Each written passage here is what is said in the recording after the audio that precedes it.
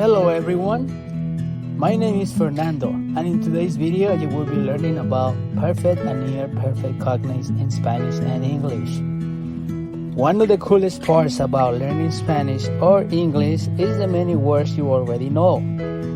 These words are known as perfect cognates. These words are great because they look the same and mean the same in both languages, English or Spanish. It doesn't matter which language is your first language. Once you can identify the cognates in either language, you will have a huge advantage in learning that language because there are thousands of these words. In this video, you are going to learn what a cognate is, how you can use cognates to start communicating in English or Spanish, and how to grow your vocabulary quickly using cognates. Let's start with the definition. What is a cognate? Perfect cognates share a common etymological root in Latin or Greek. These words are spelled and mean the same in both languages, but their pronunciation is different. Let's look at some examples. Now let's practice. Activity number 1. Try to guess what the words are going to be for these Spanish cognates. Activity number 2. Sentence frames. Write a sentence using perfect cognates in Spanish, then translate it into English for full comprehension or vice versa. As a scaffold, please use Google Translate or any other language app. Example: Fue un error decirte. Translation: It was an error to tell you. As an exercise now, complete the sentence using the correct words.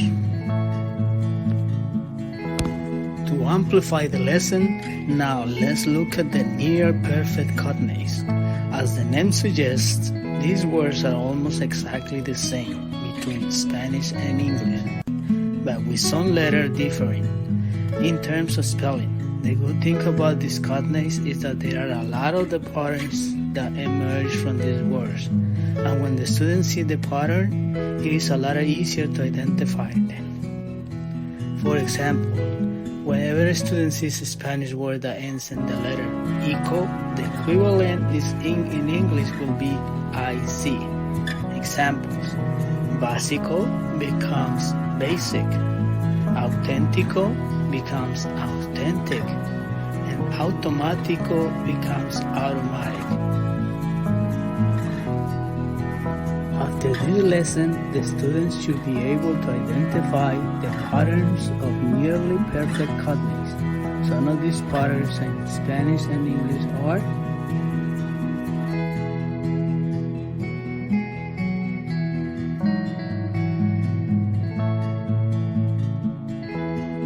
collaborative learning is encouraged for students to work in pairs or small groups to discuss and complete sentences using cognates.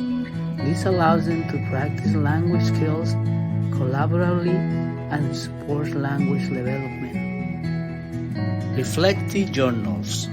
Encourage students to maintain reflective journals where they note down new cognates learned and their usage. This can serve as a personal learning tool and help track progress. Peer feedback. Implement a peer review section where students exchange their sentence constructions and provide feedback to each other. Promoting a culture of collaborative learning and support.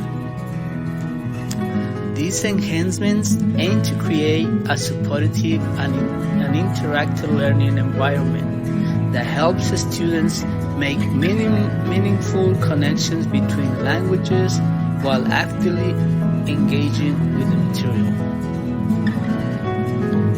In conclusion, we have seen that cognates are very useful words in Spanish that share a similar root with English, allowing us to quickly understand new words.